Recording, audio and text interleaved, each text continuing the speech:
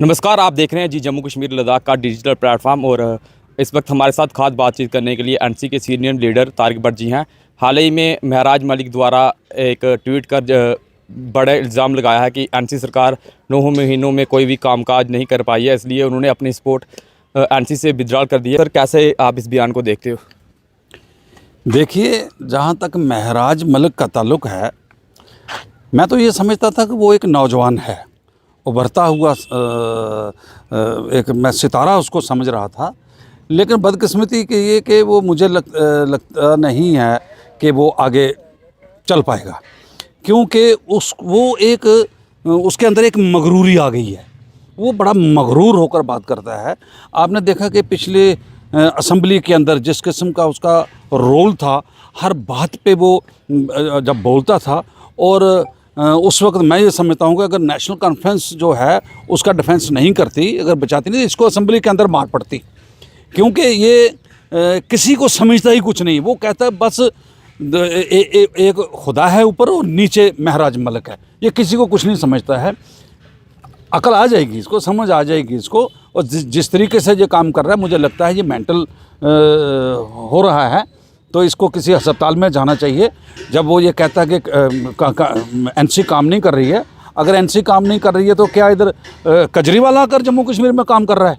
तो उन्होंने कहा कि केजरीवाल ने जिस प्रकार 59 दिन में अपना रिज़ाइन दे दिया, अगर इनसे काम नहीं हो रहा तो स्टेटहुड अगर ये नहीं ले पा रहे हैं तो इनको भी रिज़ाइन देना चाहिए। देखिए, क्यों देना चाहिए रिज़ाइन? जम्मू कश्मीर की जनता ने जिन लोगों पे अपना एतमाद बहाल किया, जिन लोगों ने उनको चुन कर भेजा है, आज वो रिज़ाइन करके उन लोगों को एहतराम करने के बजाय उन लोगों की बेइज्जती करेंगे?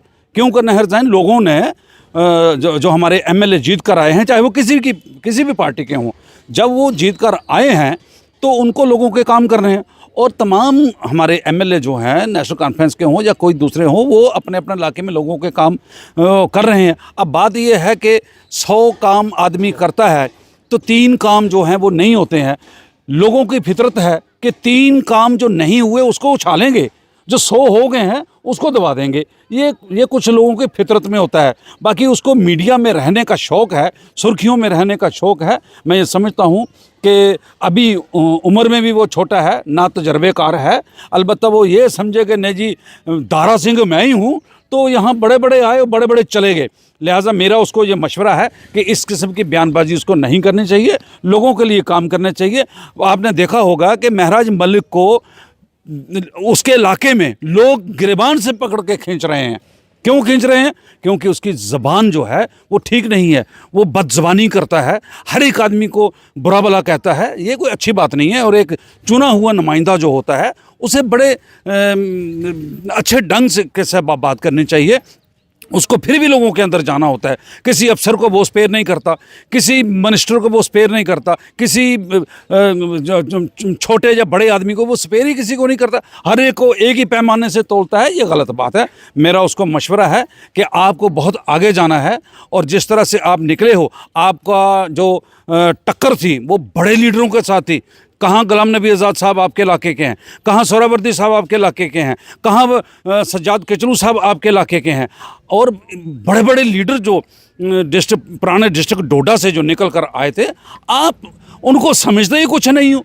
ये गलत बात है। आपको बड़े अदब के साथ बात करनी चाहिए, ताकि आप अदब से बात करोगे तो उससे ये होगा कि ये बहुत अच्छा आदमी है, इसको दबाने की कोशिश की जा रही, ना कि आज तो उल्टा ये तासरात जो हैं लोगों के अंदर पाए जा रहे हैं कि महराज मलिक जो है ये दादागिरी दिखाता है।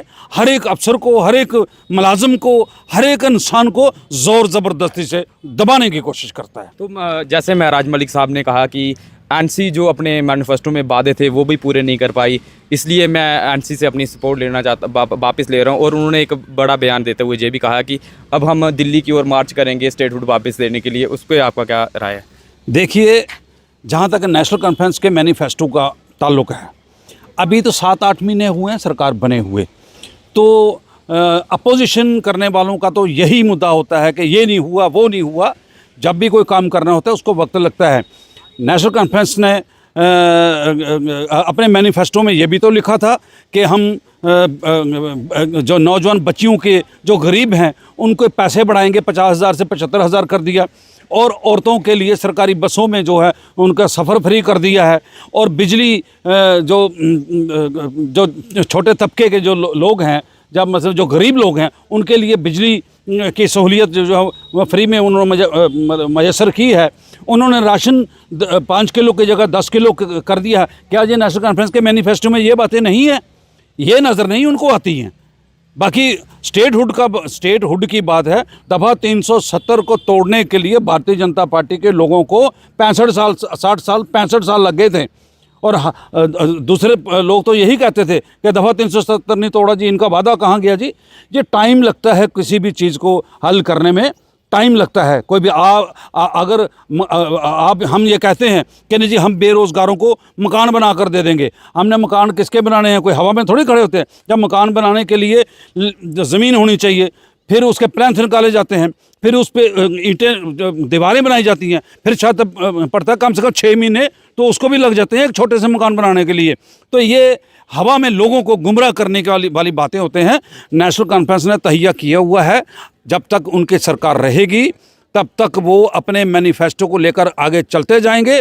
और डॉक्टर फारूक अब्दुल्ला और उमर अब्दुल्ला की उमर साहब की क़यादत में नेशनल कॉन्फ्रेंस की जो सरकार चल रही है, ये लोगों के मसले मैक्सिमम जो हैं वो हल होते जा रहे हैं। हाँ, अलबत्ता ये है अब कई जगहों पे जल्दी काम हो जाता है, कई जगहों में थोड़ी देरी भी लगती है।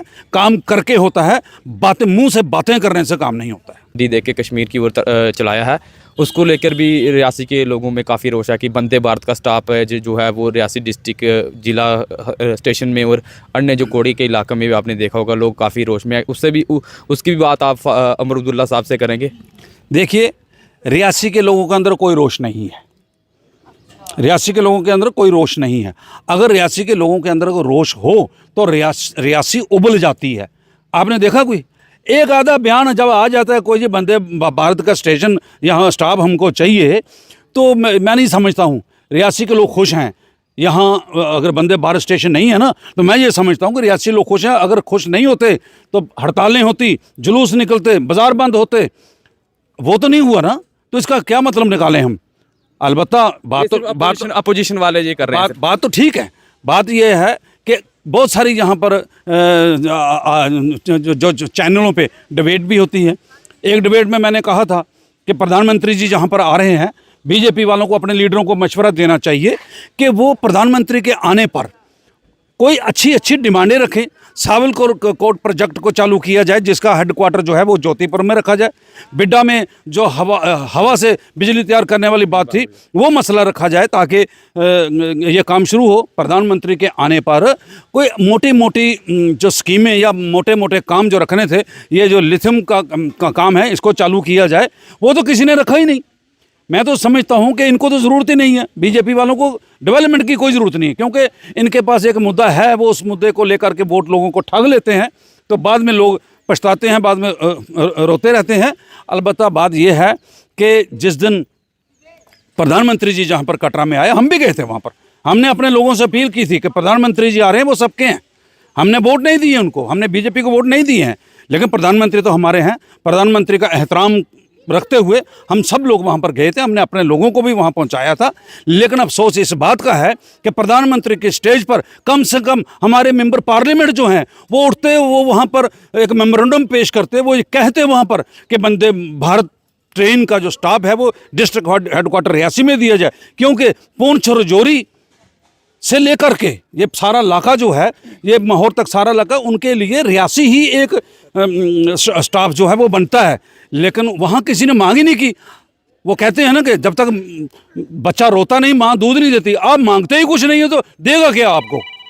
ये बाकी छोटी बयानबाजी करने से कुछ नहीं होता है। आज तो एक रिवाज बन चुका है कि जब तक ना लोग सड़कों पे आएँ, जब तक ना लोग हल्ला गुल्ला करें, तब तक ना एडमिनिस्ट्रेशन के कान में कोई जूं रेंगती है, ना ही सरकार के कान में कोई जूं रेंगती है। कुछ ना कुछ हासिल करने के लिए आपको गलियों बाजारों सड़कों में निकलना पड़ेगा, आपको नारेबाजी करनी पड़ेगी, तब जा कर के सरकारें हिलती हैं, वरना कोई सुनने वाला नहीं। शुक्रिया तारिक भट्ट साहब जी, हमारे साथ बातचीत कर रहे थे तारिक भट्ट साहब, और उन्होंने महराज मलिक को जो उन्होंने विड्रॉल का सपोर्ट वापस लिया उस पर जवाब दिया, और वंदे भारत के स्टॉपेज को लेकर भी उन्होंने बहुत सारी बातें कही हैं। देखते रहें जी जम्मू कश्मीर लद्दाख।